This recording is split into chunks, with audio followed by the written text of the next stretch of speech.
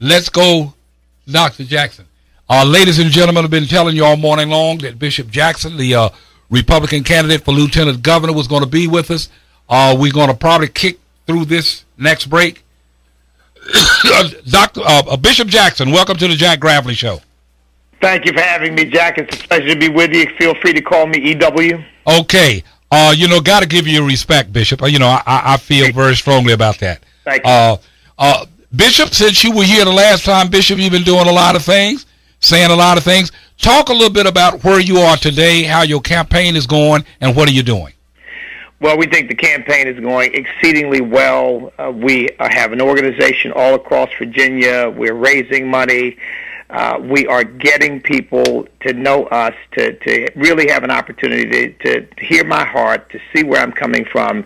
I'm finding that people may not agree with me, but they know that I'm sincere and that I'm really about trying to solve problems, not a rigid ideologue. So I think it's going very, very well. I think we're headed for victory on November the 5th. Well, let me tell you, Bishop Jackson, there are a lot of folk that view you, including me, as a very smart, very well-educated, very experienced, and very knowledgeable man out in the political arena.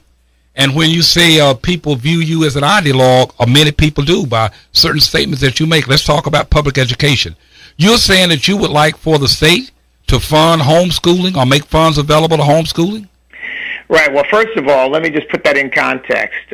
We talked about my plan, my proposal, that we have open school choice, that parents have the opportunity to choose how and where their children are educated. That was then spun into the homeschooling issue, because I do believe that homeschoolers need to be included. But let me make something clear. My wife teaches in public schools. We believe in public schools. We believe that they're an important part of the educational process. We just don't believe that poor and middle-income parents ought to be limited. In the same way that people with affluence can make choices about how and where their children are educated if they're not happy, but that same opportunity for poor children. And I'm sure you know that the black community all over the country clamors for this, but their leaders are often so caught up with the unions that they don't give the people an opportunity to be empowered to exercise the same kinds of choices that more well-to-do people have. There is an article in today's Richmond Time-Dispatch on page B5, Homeschooling Spotlights Virginia Law. Religious exemptions rulings allow parents to opt out of public education. And the young man, Joshua Powell, from Buckingham County, talks about the lack of what he did not receive in homeschooling. He's only one person and one example. But more frightening in the minds of many people is that when you start talking about how homeschooling and diverting funds to homeschooling, E.W. Bishop Jackson, you're going to destroy the public schools. And that people have a right to choose where they educate their kids now. If you want to go to homeschooling, go. There's no law against it. You want to go to private schools, go. There's no law against it. If you want to go to public schools. But one of the bedrocks of America have been its public education system. Why would you tinker with that? Well, I would tinker with it because the reality is that poor and minority children are being very ill-served by public schools across the country, sadly, because they become places of empowering teachers' unions rather than becoming places of educating our children. Look, there are many fine teachers teaching in the public schools, but the reality is that the public schools are failing our children, and this is not about the institution. I mean, to be very honest, I don't care about the institution. I care about these kids. That's what it's. So make the institution stronger. Go in and if you got to fight against the unions, and let me tell you, some of the stuff you're saying is true, Bishop. Some of the stuff you're saying is true. Public education.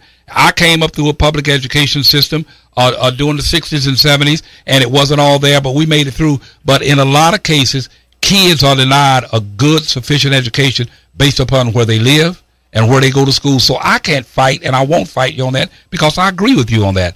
But instead of you're talking about throwing it out with the bathwater. Yeah. And I'm talking about let's go in and make this thing work again like it used to work. Well, look. I don't hear you saying that. I think the best way we can do that is to introduce competition and to have options. I think freedom works. And, what were the black parents in D.C. clamoring for? They were clamoring for that school choice option that was ultimately taken away from them. What are parents in states like Michigan and Milwaukee, that is Michigan, and other states across the country clamoring for? They're clamoring for the opportunity to get a better education for their children, and they can't wait. They can't wait for the schools to be reformed and brought back to what they were like when my wife and I, and probably you, my wife and I went to a working class public school. We learned to read, to write, we learned math, we learned history, we learned science. We got out, we were ready for college. My wife has 2 master's degrees. I went on to Harvard Law School. Absolutely wonderful. But you and I both know that's not happening today. So why destroy it, or why introduce this private sector Republicans concept of competition? Public schools have been out there for the last 300 or 400 years, 200 years at least in America, and it's produced an educated class, make America the country that it is, make them stronger. But other than public schools, is this going to be one of the issues you're going to push as Lieutenant Governor? Jack, it's not a Republican concept. It's a freedom concept. And, I don't understand why people who believe that folks ought to have choices, all of a sudden when you start talking about parents having choices, then it's a big problem and we're going to destroy the public schools. I think there will be public schools that parents love and believe in, and those public schools will thrive. I think there will be others that are having problems that parents will opt out of, and some of those public schools may not, but there will be other schools that will spring up, and it will give people options. Freedom built this country. Freedom works. But Bishop, I cannot believe that you say people don't have choices. If you want to send your kids to a private school in America, you can do that. If you want to get homeschooling, you can do that. Are you serious? You and I both know that people living in the inner city don't. Oh, now, certain people can't, but for the most part, most people who can, I agree with you. If you're poor and you live in the urban areas, I agree with you on that. Well, but I don't think the answer to it is to destroy public schools, because there are not going to be enough private schools to take these folk. And also, I think one of the bedrocks of America has been its public education.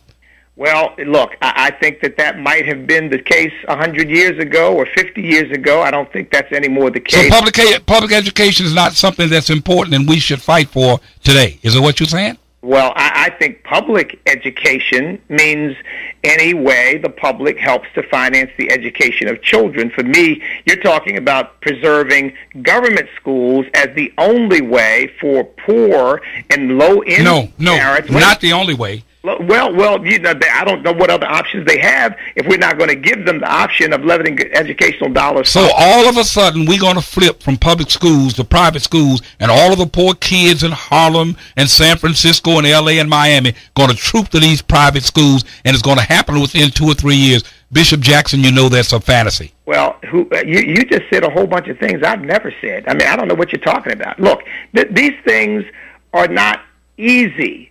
But you can continue to do the same thing that we've been doing, and watching these high dropout rates and watching gifted, capable kids not getting an adequate education, or we can try to do something about it and make the kids the focus as opposed to making the institution. See, you're caught up with the institution. I'm not caught up. I am in position of change. I'm willing to explore different ideas. I'm willing to look at different methods of educating folk, but one of the bedrocks I want in any platform by anyone, which leads me to my question.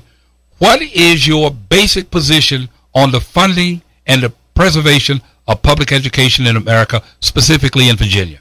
What is Bishop Jackson? Look, I've just said I think what will happen, for example, if we have a constitutional amendment giving parents the right to choose their children's education, you're assuming that there will be a mass exodus from the public schools that would destroy them, and that says something right there. If your fear is that parents will exodus the public schools en masse, that tells you right there that your fear is based on the fact that parents don't like the education their children are getting, because if they do like it, they're going to stay right where they are. What I fear is the lack of money, the lack of funding for public education. That's what I fear. Oh, my goodness. Because the money is going to follow the people in power and the rich and the elite folk. That's where the money is going to go. Well, then you ought to be concerned to find out exactly why we're paying so many administrators 6-figure salaries, to run schools that often are not producing a good product in terms of educating these children, why we're paying teachers so very little.